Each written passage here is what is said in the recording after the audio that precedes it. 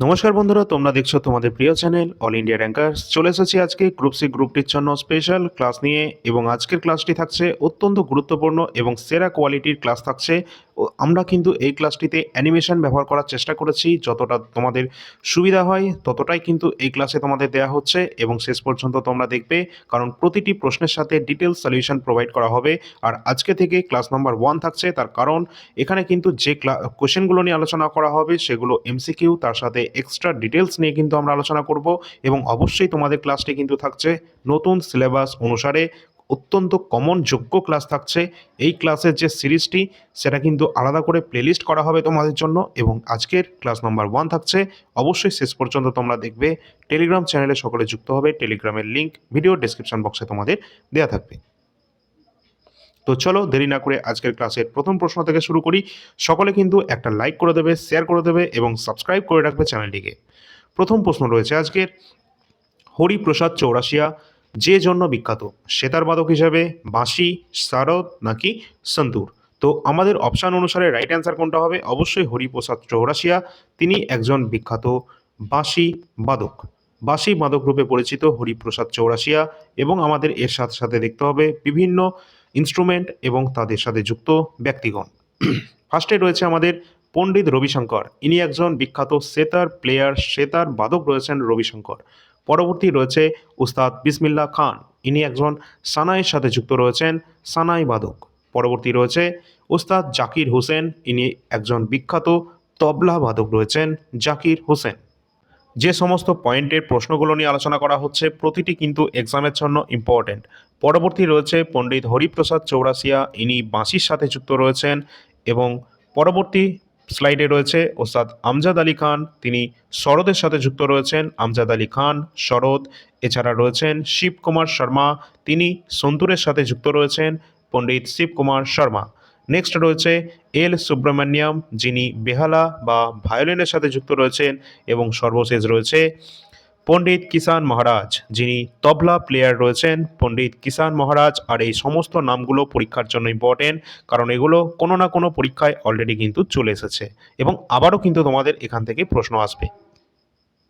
তো চলো পরবর্তী কোয়েশ্চেনে আসি। অবশ্যই তোমরা সকলে অ্যান্সার করার চেষ্টা করবে। নেক্সট কোয়েশ্চেন রয়েছে, কুচিপুড়ি নৃত্যটি ভারতের কোন রাজ্যে নৃত্য রয়েছে? তো কুচিপুড়ি এটি ভারতের কোন রাজ্যে নৃত্য রয়েছে? কেরালা, তামিলনাড়ু, কর্ণাটক নাকি অন্ধ্রপ্রদেশ? তো সঠিক অ্যান্সার হয়ে যাবে অবশ্যই আমাদের অন্ধ্রপ্রদেশ। যারা যারা রাইট অ্যান্সার করেছো, অপশান নাম্বার ডি সঠিক উত্তর। কুচিপুড়ি যে লোকনৃত্য নয়, এটি হচ্ছে আমাদের শাস্ত্রীয় নৃত্য, এবং শাস্ত্রীয় নৃত্য যেগুলো রয়েছে সেগুলো আমরা দেখব। তো এই যে শাস্ত্রীয় নৃত্য রয়েছে, অন্ধ্রপ্রদেশের যে একটি গ্রামের নাম রয়েছে কুচিলাপুরম, সেখান থেকেই কিন্তু উঠে এসেছে এই কুচিপুড়ি নৃত্য শৈলীটি। তো আমরা দেখে নেব অন্যান্য যে সমস্ত আমাদের শাস্ত্রীয় নৃত্য রয়েছে সেগুলি সম্পর্কে। ফার্স্টে আমরা দেখব, এটি কিন্তু আমাদের রয়েছে অন্ধ্রপ্রদেশের কুচিপুড়ি লোকনৃত্যে শাস্ত্রীয় নৃত্যের একটি ধরন। পরবর্তী আমরা দেখব ভারতনাট্যম। এটা হচ্ছে আমাদের সব থেকে প্রাচীনতম একটি ক্লাসিক্যাল ড্যান্স বা শাস্ত্রীয় নৃত্য, যেটা আমরা তামিলনাড়ুতে দেখতে পেয়েছি। এছাড়া রয়েছে কথাকলি নৃত্য, যেটা কেরালায় দেখা যায়। মোহিনী আট্টম রয়েছে, যেটা কেরালায় অত্যন্ত জনপ্রিয়। এছাড়া রয়েছে কত্থক নৃত্য, যেটা নর্দার্ন ইন্ডিয়ান, বিশেষ করে উত্তরপ্রদেশে কিন্তু মোস্ট ফেমাস রয়েছে। এছাড়া রয়েছে ওড়িশি নৃত্য, যেটা কিন্তু দেখা যায় ওড়িশাতে। কুচিপুড়ি লোকনৃত্য, যেটা আমরা দেখেই নিয়েছি যে অন্ধ্রপ্রদেশে রয়েছে কুচিপুড়িটি। এছাড়া এছাড়া আমাদের যেটা রয়েছে কি মণিপুরি নৃত্য, মণিপুরি যেটা রয়েছে মণিপুরে। এছাড়া শাস্ত্রীয় রয়েছে, শাস্ত্রীয় এটি কিন্তু আসামে আমরা দেখতে পেয়েছি সাত্রিয়া। তো সাত্রিয়া যেটি রয়েছে এটি হচ্ছে সব থেকে একদম নিউয়েস্ট আমাদের ক্লাসিক্যাল ড্যান্সের মধ্যে পড়ছে, যেটা 2000 সালে এটা ইন্ট্রোডিউস হয়েছিল। তো অবশ্যই আমাদের এই যেগুলো রয়েছে এগুলো সবই শাস্ত্রীয় নৃত্য রয়েছে, যেগুলো বিভিন্ন রাজ্যে দেখা যায়, সেগুলো সম্পর্কে সমস্ত বিস্তারিত দেওয়া রয়েছে। আর পরীক্ষায় কিন্তু তোমাদের এখান থেকে আসবে, এর বাইরে কিছু নেই। এছাড়া এই সমস্ত যে এক্সট্রা ডিটেলস দেওয়া হচ্ছে সেগুলো সবই স্ট্যাটিক জিকে থেকে দেওয়া হচ্ছে। আর অবশ্যই তোমরা সকলে শেষ পর্যন্ত দেখবে, আর প্রতিটা প্রশ্নের সাথে উত্তর কিন্তু তোমরা দেখে নেবে এবং অ্যান্সার করার চেষ্টা অবশ্যই করবে। পরবর্তী প্রশ্ন, সূর্য এবং পৃথিবীর মধ্যে ন্যূনতম দূরত্ব কবে হয়ে থাকে? সূর্য এবং পৃথিবীর মধ্যে ন্যূনতম ডিস্টেন্স যেটা হয়ে থাকে 3rd জানুয়ারি। অপশান নাম্বার ডি 3rd জানুয়ারি, এটি হয়ে যাবে সঠিক অ্যান্সার। আর এই দিনে কিন্তু আমাদের যেটা হচ্ছে অনসূর অবস্থান কিন্তু বিরাজ করে, কারণ 23 জানুয়ারি কিন্তু সূর্য এবং পৃথিবীর মধ্যে দূরত্বটা সব থেকে কম হয়ে থাকে। আমরা যদি একটু স্লাইডের মাধ্যমে দেখি যে এই যে আমাদের সোলার সিস্টেমে সূর্যকে কেন্দ্র করে অন্যান্য গ্রহগুলো যেগুলো ঘুরছে, তাদের মধ্যে এখানে যখন পৃথিবী আমাদের যখন এই অবস্থানে রয়েছে, যেটার দূরত্ব যখন পৃথিবী থেকে সূর্যের দূরত্ব সর্বাধিক হয়ে থাকে, মোটামুটি আমাদের 15,20,00,000 কাছাকাছি যখন হয়ে থাকে, এটাকে আমরা বলে থাকি অ্যাফেলিয়ান। অ্যাফেলিয়ান অর্থাৎ অপসূর অবস্থান, যেটা আমাদের হয়ে থাকে কোন তারিখে? মোটামুটি 4th জুনের তারিখে কিন্তু এটা কিন্তু হয়ে যায়। এছাড়া রয়েছে পেরিহিলিয়ান, যেটা কিন্তু 14,70,00,000 কিলোমিটার যখন আমাদের সূর্য থেকে পৃথিবীর দূরত্ব হয়ে থাকে সবথেকে কম, সেই সময় আমরা এটাকে বলে থাকি পেরিহিলিয়ান বা অনুসূর অবস্থান, যেটা আমাদের হয়ে থাকে 23 জানুয়ারি। এর সাথে সাথে দেখে রাখবে যে পৃথিবীর সাথে যে সূর্যের ডিস্টেন্স তো আমরা দেখলাম, এর সাথে আমাদের দেখতে হবে যে দিন রাত্রি কবে সমান হচ্ছে, এটাও কিন্তু ইম্পর্টেন্ট। তো ইকুইনক্স অর্থাৎ বিষুব, বিষুব কথার অর্থই হলো সমান দিন রাত্রি, অর্থাৎ পৃথিবীর দুই জায়গাতে দিন এবং রাত্রি কিন্তু সমান হয়ে যায়। এখানে দুটো তারিখ আমাদের ইম্পর্টেন্ট রয়েছে, একটা হচ্ছে আমাদের 21শে মার্চ, আরেকটি রয়েছে 23শে সেপ্টেম্বর। এই দুই তারিখ রয়েছে 21শে মার্চ এবং 23শে সেপ্টেম্বর। এই দুই দিন কিন্তু পৃথিবীর সমগ্র জায়গায় দিন এবং রাত্রি যেটা কিন্তু ইকুয়াল কিন্তু হয়ে থাকে। এছাড়া তার সাথে দেখে রাখবে যে সামার সলস্টাইস যেটা কিন্তু রয়েছে, যেখানে আমাদের উত্তর গোলার্ধে আমাদের ভারত অবস্থান করছে উত্তর পূর্ব গোলার্ধে। তো উত্তর গোলার্ধের ক্ষেত্রে কিন্তু নর্দার্ন হেমিস্ফিয়ারে আমাদের সূর্য যখন টপিক অফ ক্যান্সার অর্থাৎ কর্কট ক্রান্তি রেখার ওপর লম্বভাবে কিরণ দেয়, তখন কিন্তু আমাদের দিন সবথেকে বড় হয় এমন একটা তারিখ রয়েছে। সেই তারিখটা কোনটা? 21শে জুন। 21শে জুন হচ্ছে আমাদের এখানকার বড়দিন। এছাড়া রয়েছে এখানে কিন্তু দিন বড় হয়, রাত্রি ছোট হয়ে থাকে। আর ঠিক তার বিপরীত হয় দক্ষিণ গোলার্ধে, এবং উত্তর গোলার্ধেই আরেকটা দিন রয়েছে, সেটা হচ্ছে 22শে ডিসেম্বর, যেদিন কিন্তু আমাদের সূর্য টপিক অফ ক্যাপ্রিকর্নের ওপর অর্থাৎ মকর রেখার ওপর কিন্তু এখানে কিন্তু লম্বভাবে সূর্য কিরণ দিয়ে থাকে। সেই সময় কিন্তু আমাদের এখানে 22শে ডিসেম্বর সবথেকে ছোট দিন কিন্তু হয়ে থাকে উত্তর গোলার্ধে। আশা করি তোমরা সকলে মোটামুটি বুঝতে পেরেছ। আর এখানে এটা কিন্তু অবশ্যই লক্ষ্য রাখবে, এটা যদি আমাদের পৃথিবী হয় তার মাঝামাঝি যাচ্ছে, সেটা হচ্ছে 0 ডিগ্রি, যেটা আমাদের বিষুবরেখা রয়েছে, নিরক্ষরেখা বা বিষুবরেখা, যেটা কিন্তু আমাদের উত্তর এবং দক্ষিণ দুটো হেমিস্ফিয়ারে ভাগ করে দিচ্ছে আমাদের পৃথিবীকে। এছাড়া মাঝামাঝিও একটা রেখা যায়, ঠিক আছে, সেটা আর এখন বলছি না। এখানে তোমরা দেখবে ঠিক আমাদের বিষুবরেখার উপরে একটা লাইন থাকে, যেটা হচ্ছে 23.5 ডিগ্রি উত্তর অক্ষাংশ, যেটা হচ্ছে আমাদের কোনটা? কর্কট ক্রান্তি রেখা। এবং নিচের দিকে রয়েছে 23.5 ডিগ্রি দক্ষিণ অক্ষাংশ, যেটা কিন্তু আমাদের রয়েছে কোনটা? এটা আমাদের মকর ক্রান্তি রেখা, যেটা কিন্তু আমাদের বলা হয়ে থাকে টপিক অফ, ওপরেরটা ক্যান্সার, নিচেরটা হচ্ছে টপিক অফ ক্যাপ্রিকন। এই দুটোই কিন্তু দেখে রাখবে। পরবর্তী আমাদের প্রশ্ন রয়েছে, এটা বুদ্ধচরিত গ্রন্থটির রচয়িতা রয়েছেন কে?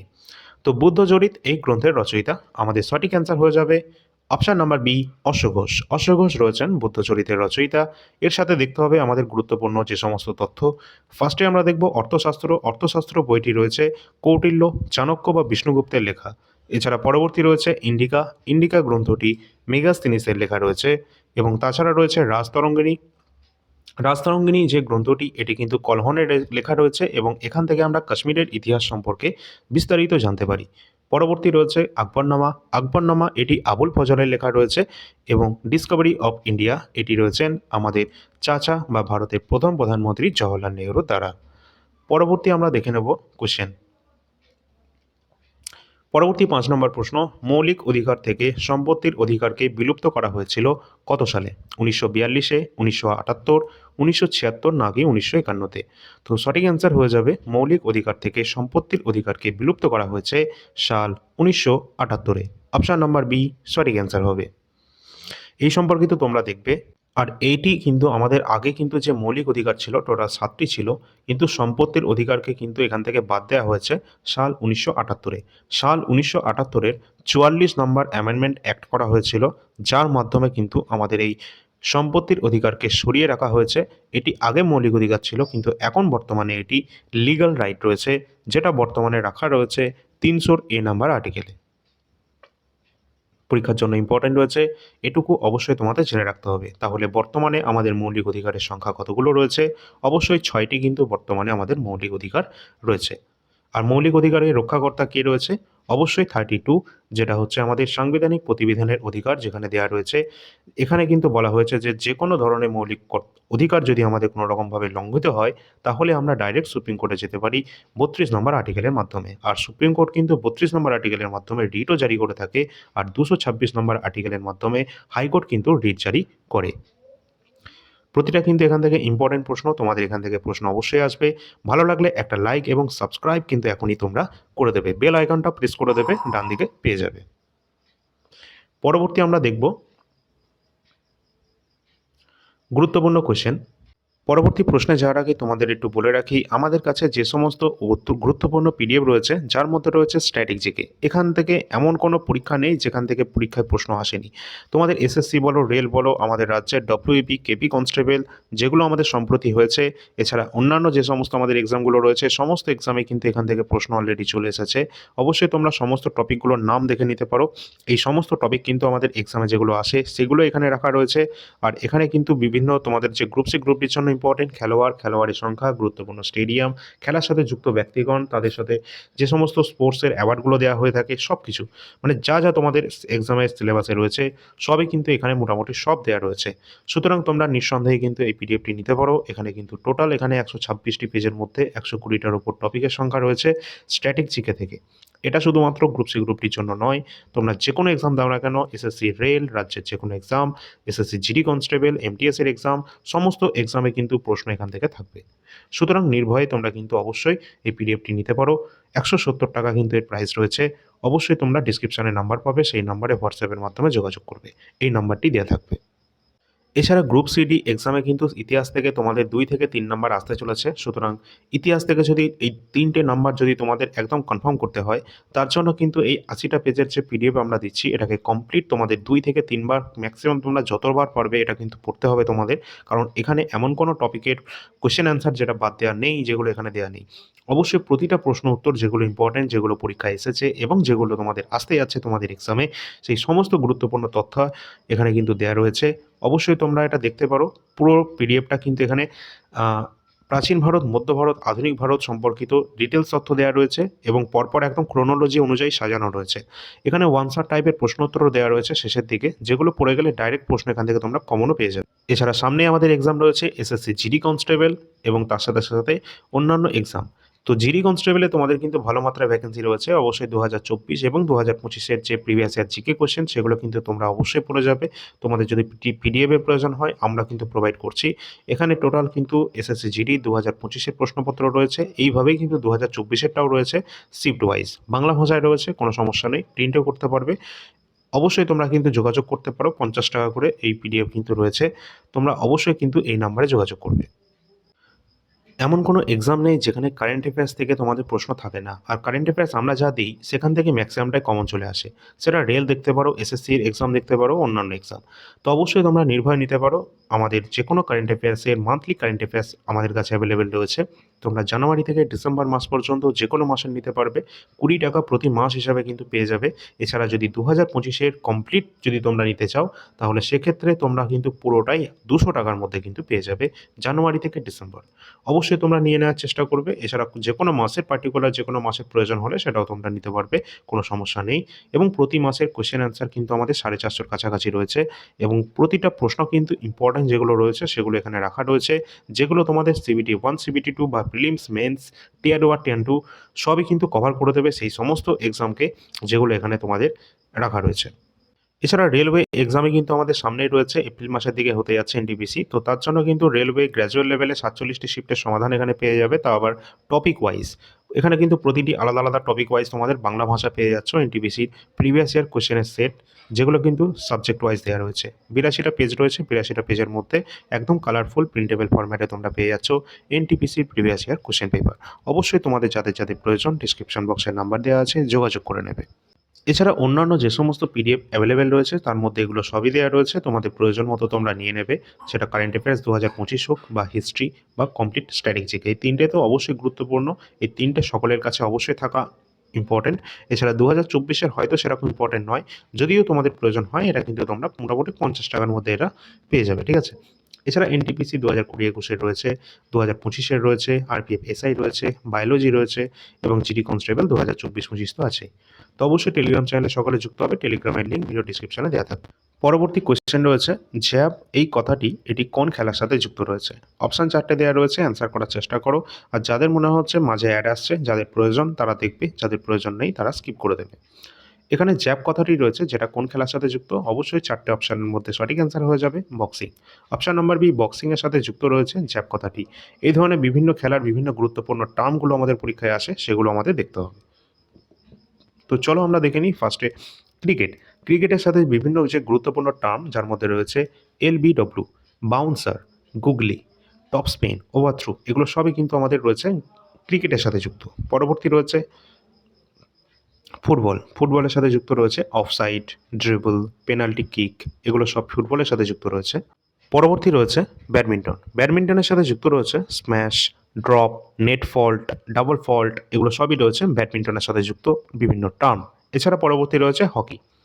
হকির সাথে যুক্ত রয়েছে পেনাল্টি কর্নার, স্টিক, বোলিং, এগুলো সবই হকির সাথে। পরবর্তী রয়েছে দাবা। দাবা বা চেস, চেসের সাথে যুক্ত অত্যন্ত গুরুত্বপূর্ণ, পরীক্ষায় কিন্তু এই 3টে নামই চলে এসেছে। চেকমেট, গ্যাম্বিট, ক্যাসলিং, ঠিক আছে, এগুলো সব কিন্তু রয়েছে দাবার সাথে যুক্ত। নেক্সট আছে টেনিস। টেনিসের সাথে যুক্ত রয়েছে সার্ভিস, ডিউস। ডিউস কথাটা অনেকবার এসেছে, ডব্লিউবিতেও এসেছে এটা। এছাড়া গ্র্যান্ড স্ল্যাম তো আমরা সকলেই জানি টেনিসের সাথে যুক্ত। নেক্সট রয়েছে বক্সিং। বক্সিংয়ের সাথে যুক্ত রয়েছে নকআউট, জ্যাব, আপার কাট, এগুলো সবই বক্সিংয়ের সাথে যুক্ত বিভিন্ন টার্ম। এছাড়া বাটারফ্লাই কথাটা কিসের সাথে যুক্ত রয়েছে? এটাও কিন্তু পরীক্ষায় চলে এসেছে। তো বাটারফ্লাই যেটা রয়েছে এটা কিন্তু সুইমিংয়ের সাথে যুক্ত, সাঁতারের সাথে, ঠিক আছে। আচ্ছা, অবশ্যই তোমরা কিন্তু দেখে নেবে এবং এখান থেকে প্রশ্ন কিন্তু তোমাদের থাকবে।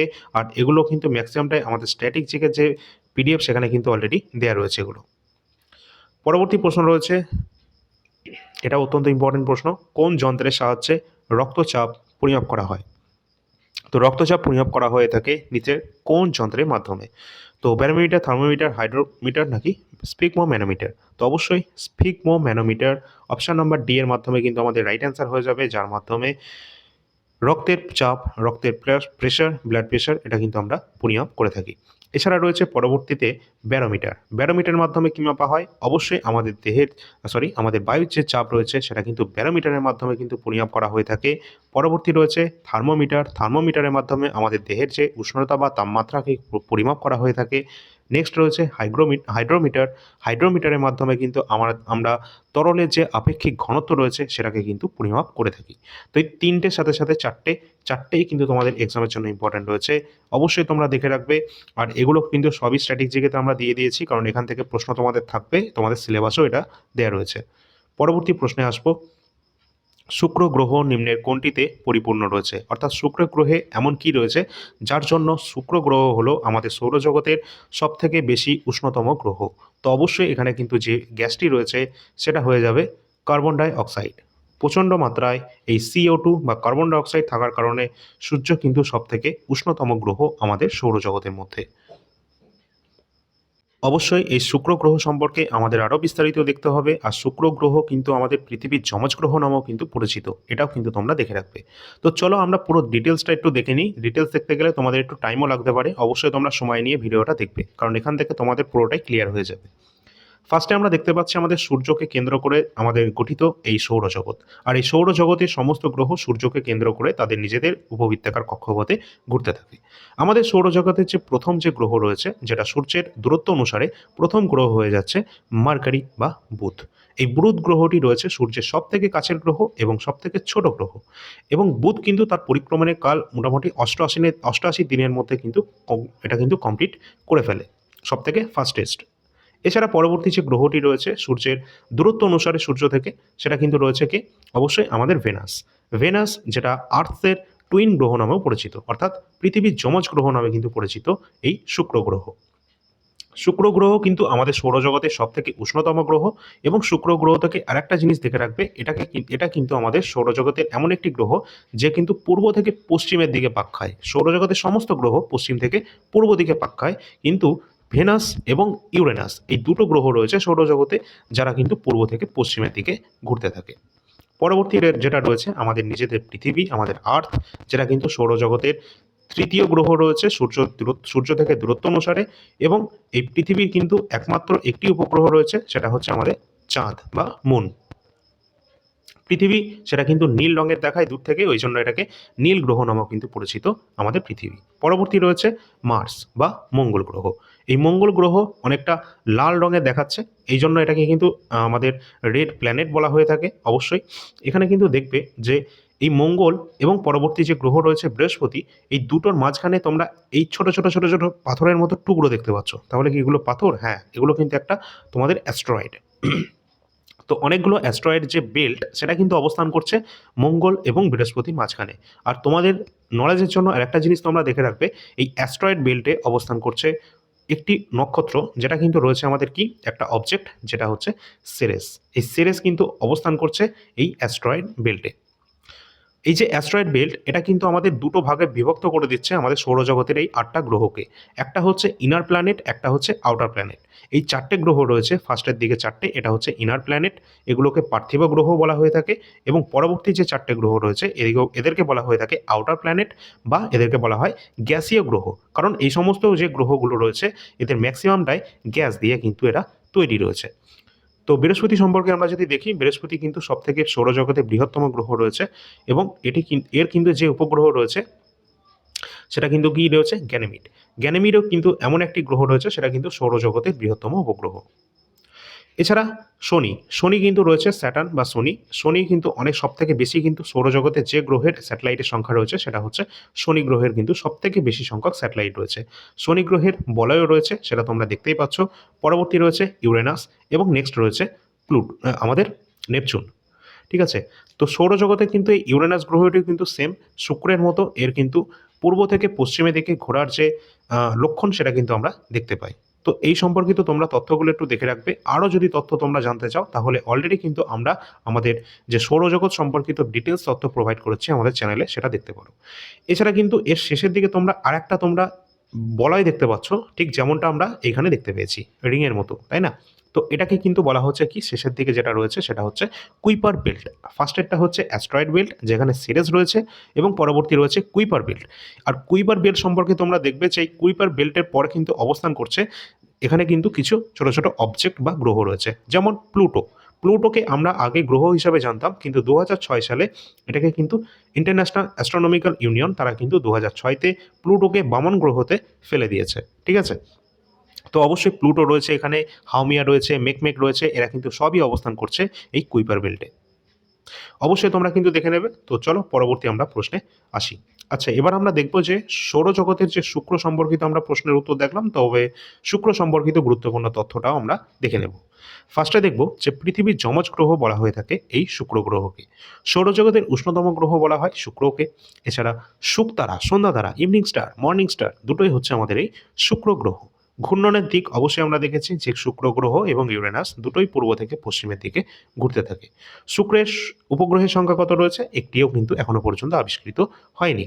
এবং সবচেয়ে বড় দিন যেটা কিন্তু অবশ্যই সেটা শুক্র গ্রহের কিন্তু আমরা দেখতে পাই। ঠিক আছে? মানে সবথেকে বড় দিন কিন্তু আমরা দেখতে পাই শুক্র গ্রহের মধ্যে। পরবর্তী রয়েছে বায়ুমণ্ডলের প্রধান গ্যাস, অর্থাৎ শুক্র গ্রহে সবথেকে বেশি পরিমাণে যে গ্যাস থাকে সেটা হচ্ছে কার্বন ডাই অক্সাইড, প্রায় 96%। এই জন্যে কিন্তু সৌরজগতের সবথেকে বেশি হটেস্ট প্ল্যানেট রয়েছে এই ভেনাস।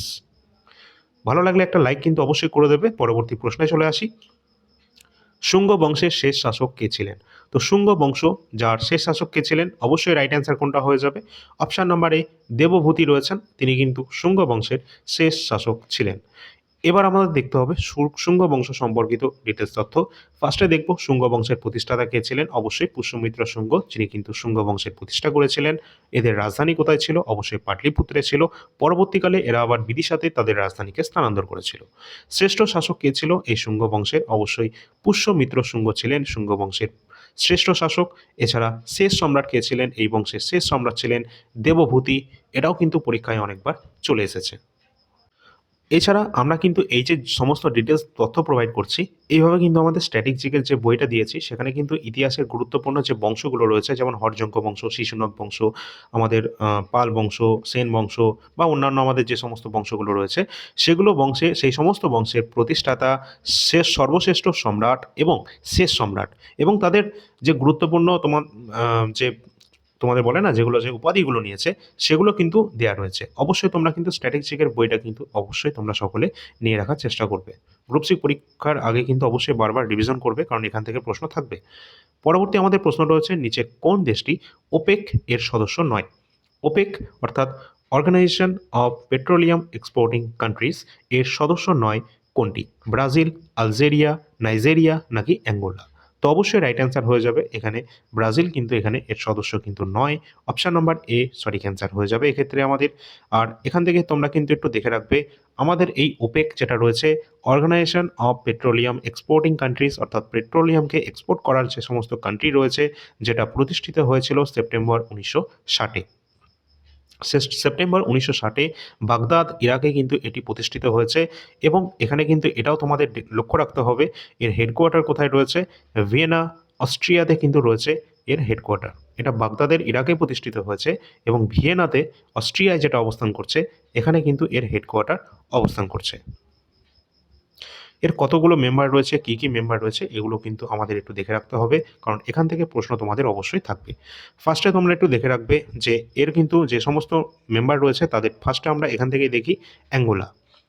অ্যাঙ্গোলা থেকে আমরা শুরু করব। ফার্স্টে অ্যাঙ্গোলা রয়েছে, পরবর্তীতে রয়েছে কাতার, ইরান রয়েছে, ইকুয়েডর রয়েছে, ভেনেজুয়েলা, ইউনাইটেড আরব আমিরাত, ইরাক, এছাড়া রয়েছে লিবিয়া, কুয়েত, আলজেরিয়া এবং রয়েছে সৌদি আরবিয়া, নাইজেরিয়া।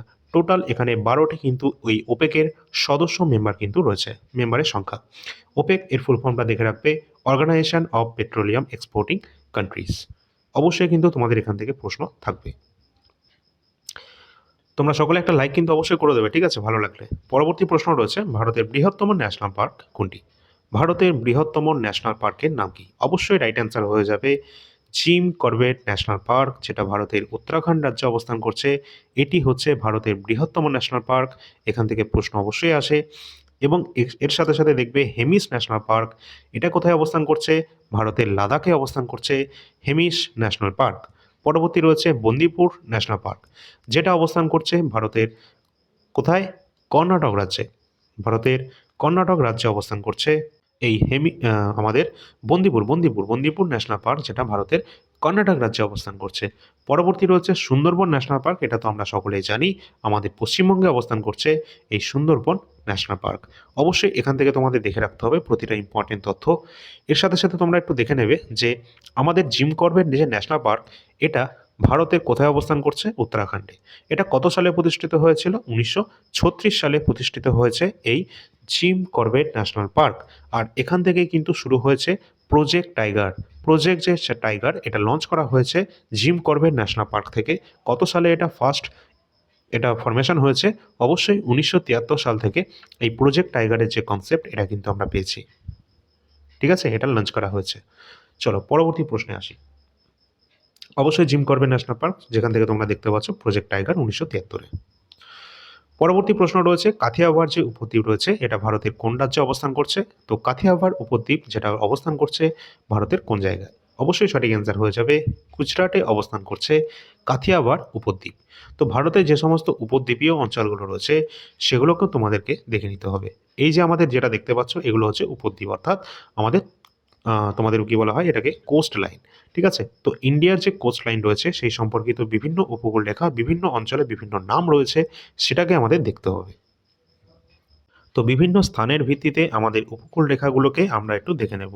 ফার্স্টে আমরা দেখতে পাচ্ছি আমাদের যে গুজরাট যে অঞ্চলটা রয়েছে সেখানে পড়ছে এই কচ্ছ।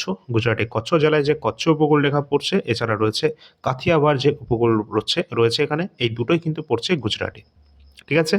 পরবর্তী রয়েছে কঙ্কন উপকূল। কঙ্কনটি যেটি রয়েছে এটি পড়ছে এখানে আমাদের মহারাষ্ট্র রয়েছে এবং এদিকে রয়েছে আমাদের গোয়া, ঠিক আছে। তো মহারাষ্ট্র গোয়া যে কোস্ট লাইন, সেখানেই কিন্তু অবস্থান করছে কঙ্কন উপকূল।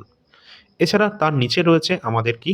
কানাডার কোস্ট, যেটা কিন্তু আমাদের এই কর্ণাটক অঞ্চলটি যেটা রয়েছে এখানেই অবস্থান করছে এই কানাডা কোস্ট। এবং নিচের দিকে আমরা দেখতে পাচ্ছি কেরালা রাজ্য, এবং এই কেরালার মালাবার উপকূল এটা কিন্তু আমরা দেখতে পাচ্ছি। পরবর্তী রয়েছে এদিকে আমাদের করমণ্ডল উপকূল, করমণ্ডল যেটা তামিলনাড়ু অঞ্চলে পড়ছে। তামিলনাড়ু যে তটীয় অঞ্চল যেটা রয়েছে আমাদের করমণ্ডল উপকূল। পরবর্তী রয়েছে এদিকে আমাদের অন্ধ্রপ্রদেশ এবং অন্ধ্রপ্রদেশের সাথে সাথে উড়িষ্যারও কিছু অংশ চলে আসছে, যেটা নর্দার্ন সার্কেল অর্থাৎ উত্তর সরকার যে উপকূল রেখা পড়ছে সেটা কিন্তু এই অন্ধ্রপ্রদেশ এবং উড়িষ্যার কিছু অংশ নিয়ে পড়ছে। এবং উড়িষ্যার মধ্যে সবথেকে জনপ্রিয় এবং অত্যন্ত গুরুত্বপূর্ণ যেটা রয়েছে উৎকল কোস্ট। উৎকল যেটা আমরা জানি যে উড়িষ্যারও কিন্তু প্রাচীন নাম ছিল উৎকল, ঠিক আছে? তো এটা কিন্তু উৎকল কোস্ট, এটা ওড়িশা এবং বে অফ বেঙ্গলের ঠিক কাছাকাছি অর্থাৎ ওয়েস্ট বেঙ্গলেরও কাছাকাছি কিন্তু পড়ছে এই উৎকল উপকূলটি। তো অবশ্যই তোমরা হয়তো এখান থেকে কিন্তু দেখে যাবে, এখান থেকে প্রশ্ন তোমাদের প্রতিটা এক্সামে মোটামুটি থাকে। এই আমাদের যে তটীয় অঞ্চল রয়েছে বা উপকূল রেখার বিভিন্ন অঞ্চলে বিভিন্ন যে নামটা রয়েছে পরীক্ষা এখান থেকে চলে আসে। তো চলো পরবর্তী প্রশ্নে আসি।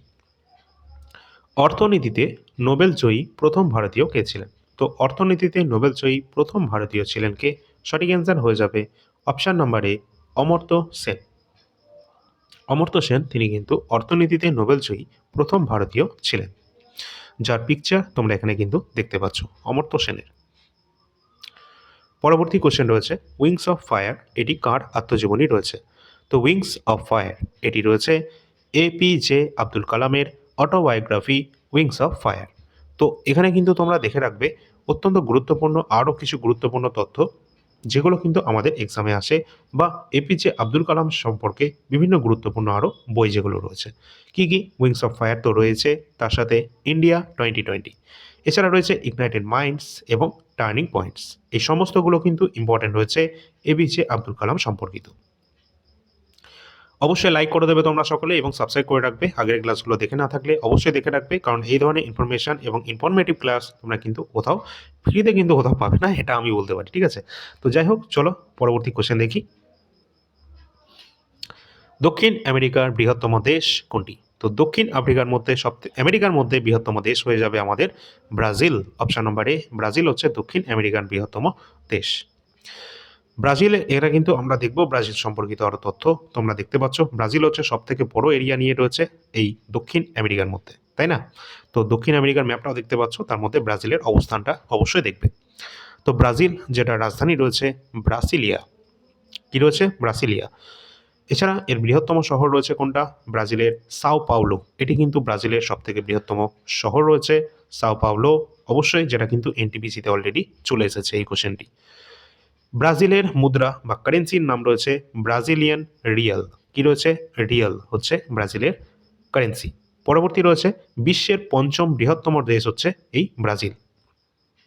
ব্রাজিলকে কিসের পাত্র বলা হয় তোমরা সকলে বলবে, ঠিক আছে? আশা করি এই কোশ্চেনটা তোমরা ডব্লিউবিতে দেখতে পেয়েছো, ঠিক আছে? পরবর্তী রয়েছে অ্যামাজন যে রেইন ফরেস্ট অবস্থান করছে কিন্তু এই ব্রাজিলে, ঠিক আছে?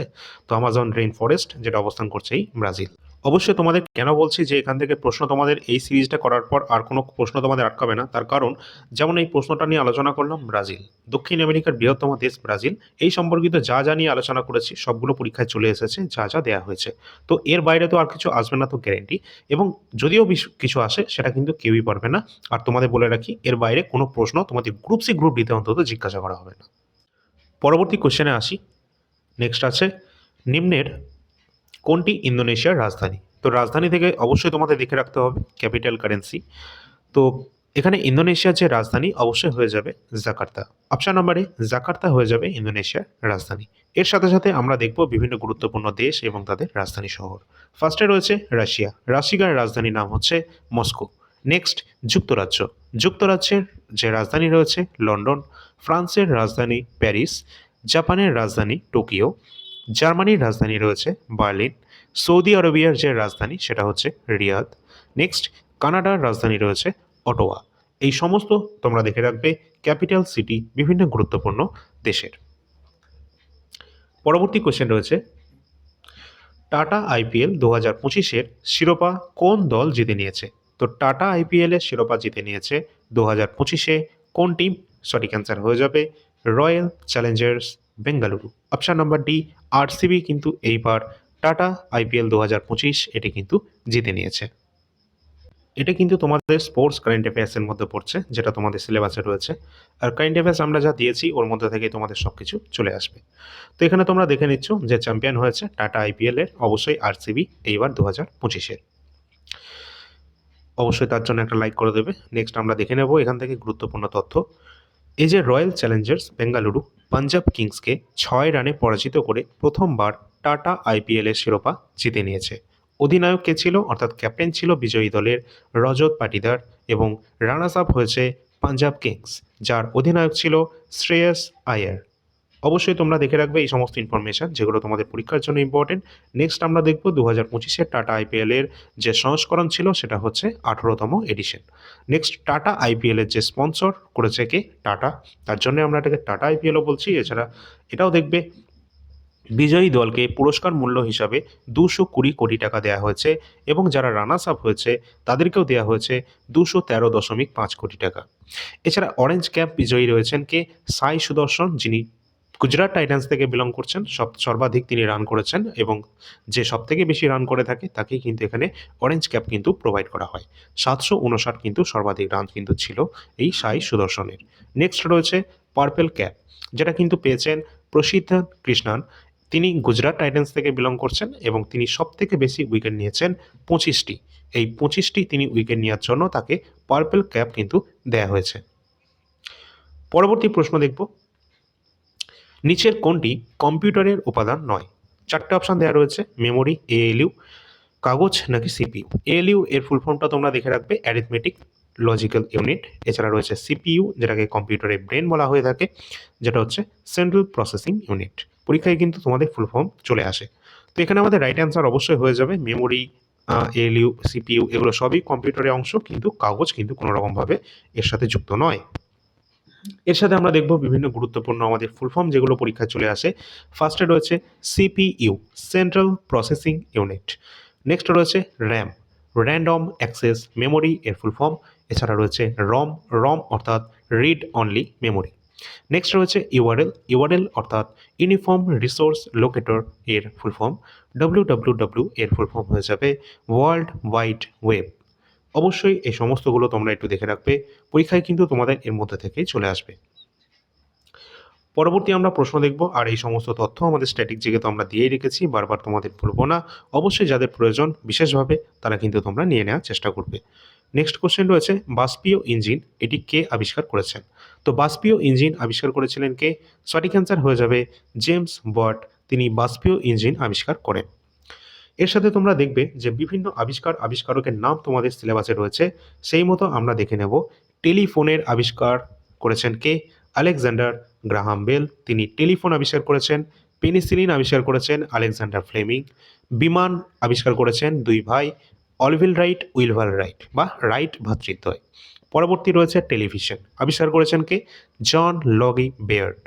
নেক্সট ডব্লিউডব্লিউডব্লিউ, যার full form world wide web, যেটা আবিষ্কার করেছিলেন টিম বার্নার্স-লি। নেক্সট রেডিও আবিষ্কার করেছিলেন কে? যেটা গুগলিয়েলমো মার্কনি, বা তোমরা মার্কনি এটা মনে রাখবে তাহলেও হয়ে যাবে। এই সমস্ত গুরুত্বপূর্ণ তথ্য তোমরা দেখে রাখবে, তোমাদের আবিষ্কারক তোমাদের সিলেবাসে রয়েছে, এখান থেকে প্রশ্ন অবশ্যই একটা থাকবেই। পরবর্তী প্রশ্ন রয়েছে, এনইপি অর্থাৎ যে আমাদের ন্যাশনাল এডুকেশন পলিসি 2020 শিক্ষা সংক্রান্ত কোন পূর্ববর্তী নীতি প্রতিস্থাপন করেছে? এটা শিক্ষা সংক্রান্ত কোন পূর্ববর্তী নীতিকে প্রতিস্থাপন করে ন্যাশনাল এডুকেশন পলিসি 2020-কে আনা হয়েছে? অবশ্যই এর আগের যে নীতি ছিল সেটা হচ্ছে সাল 1986-তে ছিল, যে নীতিকে রিপ্লেস করা হয়েছে, এবং বর্তমানে ন্যাশনাল এডুকেশন পলিসি 2020-কে বাস্তবায়িত করা হয়েছে। এখানে আমাদের এই সম্পর্কিত তথ্যটা দেখে রাখতে হবে যে নতুন নীতির লক্ষ্য হল দেশের স্কুল এবং উচ্চশিক্ষা ব্যবস্থায় রূপান্তরমূলক সংস্কারের পথকে প্রশস্ত করা। এই নীতিটি 1986 সালের পুরনো national policy of on education NPE এটাকে প্রতিস্থাপন করছে, অর্থাৎ রিপ্লেস করছে। এছাড়াও ভারতের 1968 এবং 1986 সালের দুটি পূর্ববর্তী শিক্ষা নীতি ছিল, যেটাকে কিন্তু এগুলো রিপ্লেস করে আনা হচ্ছে 2020 ন্যাশনাল এডুকেশন পলিসিকে। অবশ্যই আজকের ক্লাসটি তোমাদের যদি ইনফরমেটিভ মনে হয় তাহলে তোমরা অবশ্যই লাইক করবে, শেয়ার করে দেবে তোমাদের সমস্ত বন্ধুদের সাথে যাদের সত্যি প্রয়োজন ছিল এই ধরনের ক্লাস। তাহলে কিন্তু তোমরা সকলে একটা লাইক এবং শেয়ারের মাধ্যমে সেটা জানিয়ে দেবে। কমেন্ট সেকশানে জানাতে পারো তোমাদের মন্তব্য। যদি কোনো কিছু তোমাদের আরও অ্যাড অন করতে হয় বা ইমপ্রুভ করতে হয় সেটা অবশ্যই তোমরা জানাতে ভুলবে না। এছাড়া আগের আমরা অনেক সিরিজ নিয়ে আলোচনা করেছি, সেগুলো দেখে নেবে। আজকের ক্লাসের মতো তোমাদের অন্যান্য যে সমস্ত ক্লাস নেওয়া হয়েছে সেগুলোও সমানভাবে গুরুত্বপূর্ণ। কিন্তু আজকে থেকে যে সিরিজটি স্টার্ট হয়েছে ক্লাস নম্বর 1 যেহেতু এটি, তো অবশ্যই তার জন্য কিন্তু তোমরা এটা দেখে রাখবে এবং এই সিরিজটি পরপর ফলো করতে থাকবে। কারণ এখানে তোমাদের গুরুত্বপূর্ণ যেগুলো তোমাদের পরীক্ষায় আসবে 100% এখান থেকে আসবে, তো সেগুলোই কিন্তু তোমরা পেয়ে যাবে। তোমাদের জন্য হোমওয়ার্কের একটা কোয়েশ্চেন রয়েছে, যেখানে দেওয়া হয়েছে পুরুষদের ক্রিকেট বিশ্বকাপ কত সালে শুরু হয়েছিল, অর্থাৎ মেন্স ক্রিকেট ওয়ার্ল্ড কাপ কত সালে ফার্স্ট শুরু হয়েছিল, স্টার্ট হয়েছিল? 1970, 1983, 1972 না 1975? অবশ্যই অ্যান্সারটা কমেন্ট সেকশনে সকলে দেবে। ভালো লাগলে অবশ্যই লাইক এবং সাবস্ক্রাইবটা অবশ্যই করে রাখবে চ্যানেলটিকে, কারণ এই ধরনের ক্লাস এবং কন্টেন্ট তোমরা হয়তো অন্য কোথাও পাবে না। পেলেও হয়তো তোমাদের হয়তো বলা হবে যে পেইড কন্টেন্ট নেওয়ার জন্য। অবশ্যই আমাদের চ্যানেলে তোমাদের যা যা দেওয়া হবে ফ্রি অফ কস্ট এবং দ্য বেস্ট কন্টেন্ট কিন্তু আমরা প্রোভাইড করার চেষ্টা করব। পরবর্তী ক্লাস অবশ্যই এই চ্যানেলেই পাবে এবং অন্যান্য গুরুত্বপূর্ণ যে অ্যাপয়েন্টমেন্টের ক্লাস তোমাদের কিন্তু দেওয়া হয়েছে, তোমরা যে কোনো এক্সাম দাও না কেন সামনে অ্যাপয়েন্টমেন্টের ক্লাস সকলে কিন্তু দেখে যাবে। পরীক্ষায় এখান থেকে 1 থেকে 2 নম্বর একদম 100% আমি বলছি, কনফার্ম বলছি, কমন কিন্তু এখান থেকে পাবে এই একটি মাত্র ক্লাস থেকে। অ্যাপয়েন্টমেন্ট অর্থাৎ একদম লেটেস্ট তোমাদের দেয়া হয়েছে বর্তমানে কে কোন পদে রয়েছে। এখান থেকে প্রশ্ন কিন্তু থাকবে। কিছু, কিছু এমন আমাদের গুরুত্বপূর্ণ পদ রয়েছে যেগুলো কিন্তু পাল্টে গেছে। ঠিক আছে? তাদের চেয়ারম্যান, সিইও হতে পারে বা তাদের গভর্নর হতে পারে, যেকোনো কিছু। তো অবশ্যই তোমরা কিন্তু ক্লাসটা দেখে যাবে। এখান থেকে তোমাদের গ্রুপ সি, গ্রুপ ডিতেও ১ নম্বর হলেও কমন থাকতে পারে। অবশ্যই তোমরা টেলিগ্রামে যুক্ত হবে। সেখানে গুরুত্বপূর্ণ সমস্ত আপডেট পেয়ে যাবে। কারণ আমরা ক্লাসের মাধ্যমে শুধুমাত্র তোমাদের পড়াশোনার জন্য ক্লাসটা প্রোভাইড করি। কোনো রকম ভিডিও তোমাদের অন্যান্য কোনো কিছু দিই না। যেমন কোনো নোটিফিকেশন পাবলিশ হলে বা অ্যাডমিট কার্ড হলে, সেগুলো সব ডাইরেক্ট তোমাদের টেলিগ্রাম চ্যানেলে প্রোভাইড করা হয়। এছাড়া অন্যান্য আমাদের কাছে যে সমস্ত পিডিএফ অ্যাভেলেবেল রয়েছে সেগুলো তোমরা দেখতে পারো। যার যেটা প্রয়োজন রয়েছে, প্রয়োজন মতো নিয়ে নেবে। তো চলো দেখা হচ্ছে পরবর্তী ক্লাসে। ধন্যবাদ সকলকে। আর কনটেন্ট কেমন ছিল অবশ্যই সেটা কমেন্ট সেকশনে জানিয়ে দেবে। ধন্যবাদ।